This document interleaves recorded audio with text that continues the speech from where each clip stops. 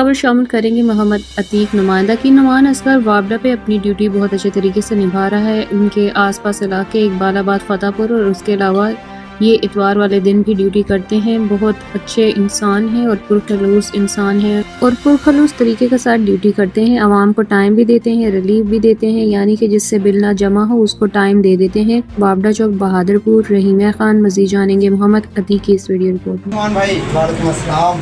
नुमान भाई, आपकी वापडा में ड्यूटी है, ये बताएं आपके पास कौन कौन से बैच हैं और कौन कौन से इलाके हैं? जी, मेरे पास जो है 3 बैच हैं। 5वां बैच है शेख मार्ग है और 10वां बैच है फतेहपुर पंजाब बैच है और 18वां बैच है मोहम्मद नमाज और फकीर है। और ये बताएं आवाम के साथ, आप इतनी गर्मी है इधर, यहाँ पे क्या सूरत हाल है आवाम आपके साथ, आप आवाम को क्या रिलीफ दे रहे हैं?